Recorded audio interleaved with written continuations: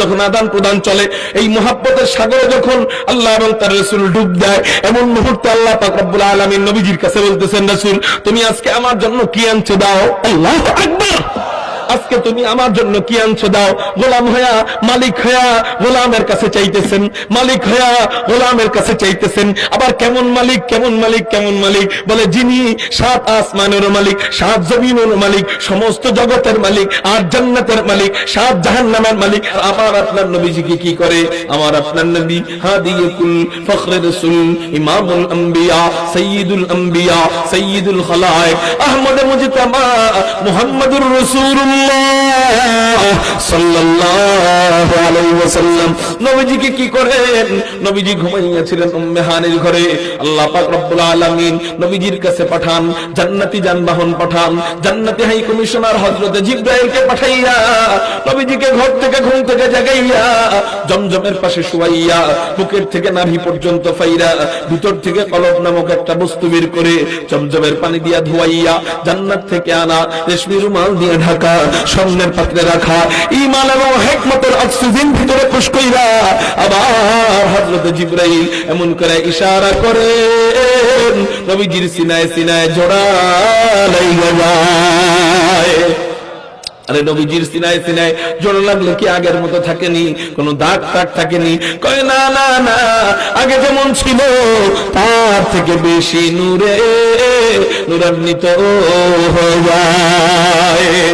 साहिब अस्रा से ऊना मुँह से अकबर पर मना, साहिब अस्रा से ऊना मुँह से अकबर पर मना, इल्म उवज़ अव्वलीनो आखिरी अंदर मजीद, इल्म उवज़ अव्वलीनो आखिरी अंदर मजीद।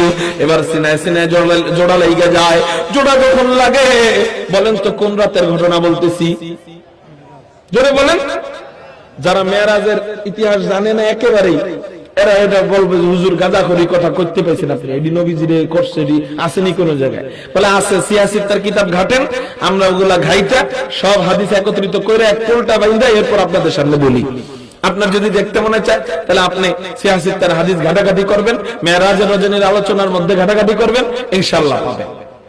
তো এবার নবীজির বুক থেকে একেবারে সিনা যখন ফাড়া শেষ হয়ে যায়, অপারেশন সাকসেসফুল হয়ে যায়, নবীজিও দাঁড়ায়, হযরতে জিবরাইলও দাঁড়ায়, হযরতে মিকাইলও দাঁড়ায়, কিন্তু দাঁড়ায় না একটা জিনিস, নাম তার জান্নাতি বুরাক। নাম কি? বুরাক। এই বুরাক দাঁড়ায় না। এই বুরাক হলো নবীজির যানবাহন। কোন জায়গার যানবাহন? ইসরাকালীন যানবাহন। সুবহানাল্লাযী আসরা বিআবদিহি, সুবহানাল্লাযী উসরা বিআবদিহি, সুবহানাল্লাযী ইসরা বিআবদিহি। 3 কিরাত পড়া যায়। 3 কিরাতের মধ্যে এক কিরাত এইটা ইসরা। ইসরা মানে রাত্রিকালীন ভ্রমণ, জমিনের ভ্রমণ। এই ভ্রমণ যখন হয় আল্লাহ পাক রব্বুল আলামিন নবীজিকে নেওয়ার জন্য আশ্চর্য এক যানবাহন পাঠায়। ওই যানবাহন দেখতে অনেকটা ঘোড়ার মতো, অনেকটা গাধার মতো, আবার অনেকটা ঘোড়ার মতো, আবার 2টা পাখনাও আছে সাদা সাদা। চেহারাটা দেখতে অনেকটা সুন্দরী রমণীদের মতো। চিল্লায় বলি সুবহানাল্লাহ। ওটার গতি কেমন, চলার গতি কেমন? বলে R15 এর মতো। কয় না না না, BMW গাড়ির মতো। কয় না তাও না। কয় তাইলে তো এরোপ্লেনের মতো হবে। কয় না তাও না। ওইটা চলার গতি কেমন? বলে চোখের দৃষ্টি যত দূর যায় বরাক একটা করে লাভ দেয়। মেরে মুহতারাম ভাইও, এবার ওই বুড়াক বৈশা রইছে, বুড়াক দাঁড়ায় না। হযরত জিবরাইল পিঠের মধ্যে থাপ্পড় দেয়, এই বুড়াক দাঁড়ায় না। এবার জিবরাইল মনে করছে নবীজিকে বুঝি বুড়াক চিনে নাই এখনো, এই জন্য নবীজির পরিচয় দেওয়া শুরু করছে। এই বুড়াক তুই চিনোস নাকি? তোর পিঠে কে উঠবে? কয় তিনি তো আর কেউ না, তিনি তো আমাদের শেষ নবী, তিনি আর কেউ না, তিনি হাদিয়াতুল ফখরে রাসূল, ইমামুল আম্বিয়া, সাইয়্যিদুল আম্বিয়া, সাইয়্যিদুল খালায়েক, আহমদ মুজতাবা, মুহাম্মাদুর রাসূলুল্লাহ সাল্লাল্লাহু আলাইহি ওয়াসাল্লাম। উনি তোর পিঠের উপরে চড়বেন, আর তুই বইসা রইছস কেন? দাঁড়াইতেছস না কেন? বুড়াক বলতেছে এবার জিবরাইলকে, জিবরাইল তুমি মনে করছো নবীজিকে তুমি একাই চিনো? যেমনে পরিচয় দিলা তুমি মনে করছো নবীজিকে তুমি একাই চিনো? শুনে নাও, শুনে নাও, আমি বুড়াকো কিন্তু জিবরাইল তোমার থেকে নবীজিকে একটু কম চিনি না। আপনারা বড় মরা বসল, জোরে বলেন না সুবহানাল্লাহ। এত এত মানুষ, এই মানুষ যদি মরার মতো বসে থাকে তাহলে হয় নাকি? আকাশ পাতাল প্রকম্পিত করে বলে সুবহানাল্লাহ। মেরে মোহতারাম ভাইও, এবার এই বুড়া বলতেছেন, জিবরাইল আপনি মনে করছেন নবীজিকে আপনি একাই চিনেন? না না না, আমিও কিন্তু নবীজিকে আপনার থেকে কম চিনি না। এই কথা বলার পরে বুড়া বলতেছে, এই কথা যখন বলছে জিবরাইল বলতেছেন, আচ্ছা আমি তো তোরে মাত্র পরিচয় করায় দিলাম, চিনার কথা তো মাত্র, তাহলে আমার থেকে বেশি তুই কেমনে চিনলি? আমার থেকে কম চিনস না মানে কি একটু বুঝায় বল।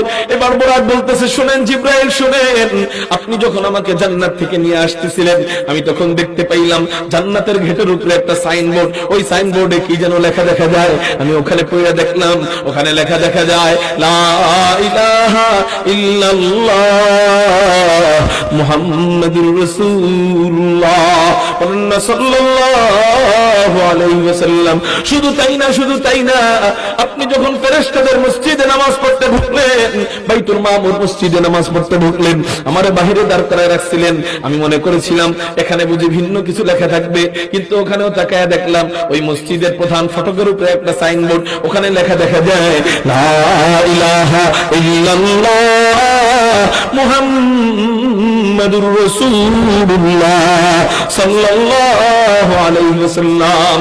শুধু তাই না, শুধু তাই না, আপনি এক একটা আসমান পার হইলেন, প্রত্যেকটা আসমানের একটা করে গেট, প্রত্যেকটা গেটের উপরে একটা করে কালেমা লেখা। আমি মনে করছিলাম এখন বুঝি ভিন্ন কালেমা লেখা থাকবে, কিন্তু আমি তাকাইয়া দেখলাম ওখানেও লেখা লা ইলাহা ইল্লাল্লাহ মুহাম্মাদুর রাসূলুল্লাহ সাল্লাল্লাহু আলাইহি ওয়াসাল্লাম। ও জিবরাইল আপনি মনে করেন না নবীজিকে আপনি একাই চিনেন? না না না, আমিও কিন্তু নবীজিকে আপনার থেকে কম চিনি না। এই কথা বলার পরে হযরত জিবরাইল বলতেছেন, আচ্ছা চিনলে তো তাড়াতাড়ি দাঁড়ায় যাওয়ার কথা, তো দাঁড়ায় যাইতেছস না কেন, বৈশা কেন রইছস? এই কথা বলার পর বুরাক বলতেছে, শুনেন জিবরাইল শুনেন, আপনি মনে করেন না এগুলো আমি নিজে নিজে একা একা মাতবুরি করতেছি? না না না, এই সবগুলো আমি মালিকের থেকে অনুমতি নিয়ে আসছি। এবার বলতেছেন, আচ্ছা ঠিক আছে, অনুমতি যেহেতু আনছস তাহলে তো তোর দাবি রক্ষা করতেই হয়, তোর আবদার পূরণ করতে হয়। এবার বল এখন কি করতে হবে? এখন বুড়াক বলতেছে, শোনো জিবরাইল, আমি শুনছি যারাই নাকি হাশরের ময়দান থেকে জান্নাতে যাবে সবার জন্য নাকি আল্লাহ একটা করে বুড়াক বরাদ্দ রাখছেন। তো জান্নাতে যখন যাবে বান্দারা পায়ে হাইটা যাবে না, ওই বুড়াকের পিঠের মধ্যে চড়ে জান্নাতের মধ্যে যাবে। সুবহানাল্লাহ বলেন না? আপনি আমিও যদি জান্নাতে যাই বলি না আমিন, আল্লাহ যেন জান্নাত দেয় বলি আমিন। আপনি আমিও যদি জান্নাতে যাই আল্লাহ আমাদেরকে একটা করে বুরাক দিবেন। তো ওই বুরাক বলতেছে, ইয়া রাসূলুল্লাহ ইয়া হাবিবাল্লাহ, আপনিও তো জান্নাতি, আপনি যখন হাশরের ময়দান থেকে জান্নাতে যাবেন তখন আপনার জন্য তো একটা বুরাক থাকবে। ওই সময় হাজার কোটি বুরাক এসে আপনার কাছে বলবে, হযরত আমার পিঠের উপরে চড়েন, হযরত আমার পিঠের উপরে চড়েন, হযরত আমার পিঠের উপরে চড়েন। তো নবীজি আপনি যদি আমাকে ওয়াদা দেন, ওই সময় সব বুরাক দূরে ফেলাইয়া সব বুড়াকে উপেক্ষা কইরা আমার পিঠের উপরে আপনি চড়বেন, আমাকে বাইছে আপনি নিবেন। এই ওয়াদা যদি আজকে আমাকে দেন তাহলে আমি বুড়া কাছকে দাঁড়াবো, নাইলে আমি বুড়াকে আল্লাহ ছাড়া কেউ দাঁড় করাইতে পারবে না। এই কথা বলার পরে নবীজি মুস্কি হাসেন আর বলেন, আচ্ছা ঠিক আছে, যা যা যা, আমি তোরে ওয়াদা দিলাম, আমি তোরে কথা দিলাম, আমি যখন হাশরের ময়দান থেকে জান্নাতে যাব আমি নবী তোর পিঠের মধ্যে চইড়া জান্নাতে যাব। এবার এই কথা শোনার পর বুড়াক লাফ দিয়ে দাঁড়াইয়া যায়, নবীজি বুড়াকের পিঠের উপরে চড়েন, বুড়াক চলা শুরু করে দেয়। বুড়াকের গতি তো আগেই আপনাদেরকে বলছি, চোখের দৃষ্টি যত দূর যায় আল্লাহ পাক রব্বুল আলামিনের কুদরতে ওই চোখের দৃষ্টি পরিমাণ জায়গা পার হয়ে যায়। একটা করে লাভ দেয়। আল্লাহ এবার কোথায় যায়? আল্লাহ পাক রব্বুল আলামিন কুরআনুল কারীমের মধ্যে বলেন, সুবহানাল্লাযী আসরা বিআবদিহি লাইলাম মিনাল মাসজিদিল হারাম ইলাল মাসজিদিল আকসাল্লাযী বারাকনা হাওলাহু লিনুরিয়াহু মিন আয়াতিনা। আল্লাহ পাক রব্বুল আলামিন বলেন, নবীজিকে মসজিদে হারাম সৌদি আরবের যে মক্কা নগরী যেখানে অবস্থিত ওইখান থেকে আল্লাহ পাক রব্বুল আলামিন বুড়াকে পিঠে চড়াইয়া মুহূর্তের মধ্যে বাইতুল মুকাদ্দাস জেরুজালেম ফিলিস্তিনে নিয়ে যায়। ও ওখানে ঘটে আরেক কাণ্ড কারবার। আল্লাহ পাক রব্বুল আলামিন লক্ষ পয়গম্বরদেরকে বলেন, ও আমার পয়গম্বররা, আজকে আমার হাবিব আমার কাছে আসতেছেন, আজকে আমার হাবিব আমার কাছে আসতেছেন, তোরা যা একটা সংবর্ধনার অনুষ্ঠানের ব্যবস্থা কর। আমার হাবিব একা একা আসলে ওর মন মরা লাগতে পারে, যা তোরা যা, বাইতুল মুকদ্দাসে আমার হাবিবের একটা স্টেশন হবে, ওই স্টেশনে তোরা চলে যা, আমার হাবিবকে অভ্যর্থনা দিয়া আমার কাছে নিয়ে আমার কাছে পাঠায় দে। ওদিকে লক্ষ পয়গম্বরকে আল্লাহ পাক রব্বুল আলামিন পাঠায় দিবেন।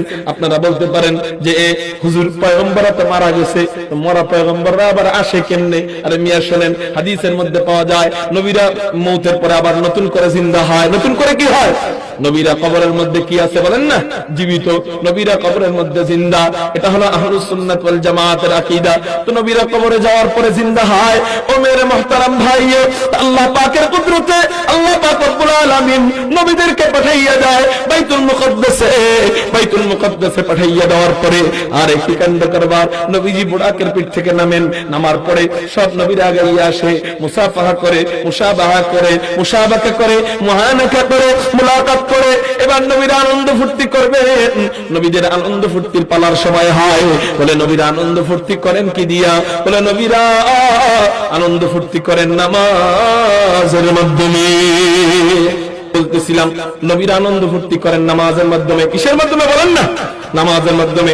এবার নবীরা আনন্দ ফুর্তি করেন নামাজের মাধ্যমে। কাতারবন্দি হয়ে দাঁড়ায় যায়, হযরত জিবরাইল আযান দেয়, আল্লাহু আকবার, আল্লাহু আকবার, আল্লাহু আকবার, আল্লাহু আকবার, আশহাদু আল্লা ইলাহা ইল্লাল্লাহ, আশহাদু আল্লা ইলাহা ইল্লাল্লাহ, আশহাদু সুবহানাল্লাহ বলেন না? আশহাদু আন্না থাইমা যায়, আশহাদু আন্না মুহাম্মাদার রাসূলুল্লাহ বলে না। কি রে, কেন বলে না? কেন বলে না? হযরত জিবরাইল চিন্তা করতেছেন, হায় হায়, কত নবী এদিকে আছে, কোন নবীর নাম বলি, আবার কোন নবী বেজার হয়ে যায়। আল্লাহ পাক রব্বুল আলামিন বলেন, ও জিবরাইল রে, অন্য কোন নবীর নাম বলার দরকার নাই, আমার শেষ নবীর নাম তুমি বলো। এবার হযরত জিবরাইল আযান দেয়, আশহাদু আন্না মুহাম্মাদার রাসূলুল্লাহ। আযান শেষ হয়। আযান শেষ হওয়ার পরে এবার নামাজ পড়াবে কে? এক নবী আরেক নবীর দিকে এইভাবে তাকায়, কে নামাজ পড়াবে, কে নামাজ পড়াবে? আব্বা জান আদম চিন্তা করেন, আমি তো সবার পিতা, হয়তো নামাজটা আমাকে পড়াইতে বলবে আল্লাহ। হযরত ইব্রাহিম চিন্তা করেন, আল্লাহ আর কাউকে খলিলুল্লাহ বানান নাই, আমাকে খলিলুল্লাহ বানাইছেন, হয়তো নামাজটা আমাকেই পড়াইতে বলবেন। হযরত ইসমাঈল চিন্তা করেন, আল্লাহ আর কাউকে যাবিহুল্লাহ বানান নাই, আমাকেই যাবিহুল্লাহ বানাইছেন, হয়তো নামাজটা আমাকেই পড়াইতে বলবেন। এইরকম করে করে এক এক নবী এক এক নবীর সিফাত নিয়ে চিন্তা করতে থাকেন। আল্লাহ পাক রব্বুল আলামিন দেখতেছেন জিবরাইল দাঁড়ায় রইছে। আল্লাহ পাক বলে, জিবরাইল দাঁড়ায় রইছে কেন? হযরত জিবরাইল আল্লাহকে বলেন, আল্লাহ কাকে ইমাম বানাইয়া দেই, আবার কে বেজার হয়ে যায়। আল্লাহ পাক রব্বুল আলামিন বলেন, ও জিবরাইল রে, অন্য কাউকে ইমাম বানানোর দরকার নাই, আমার শেষ নবীকে তুমি ইমাম বানাইয়া দাও। খতম রসুল নজম সুবুল সুবহাদার, খতম রসুল নজম সুবুল সুবহাদার, হাক্কা কে নজিরি তু ওয়াল হক বশীরি, আয় খতম রসুল উম্মত তু খায়র উম্মত, আয় খতম রসুল উম্মত তু খায়র উম্মত, চু সামনে কে আবদ হামদর ফসল আখিরি, চু সামনে কে আবদ হামদর ফসল আখিরি।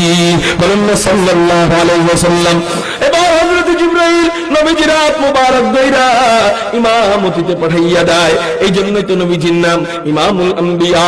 এরপর আল্লাহ পাক রব্বুল আলামিন উপরে তুইলা নেয়, সাত আসমান দেখাইয়া, ফেরেশতাদের মসজিদ, নূরের মসজিদ, বাইতুল মামুর মসজিদ দেখাইয়া, ফেরেশতাদের নূরের সাগর দেখাইয়া, আল্লাহ পাক রব্বুল আলামিন সিদরাতুল মুনতাহার গোড়ায় নিয়া রফরফের পিঠে চড়াইয়া নবীজিকে আল্লাহ পাক রব্বুল আলামিন নিজের কাছে নেয়।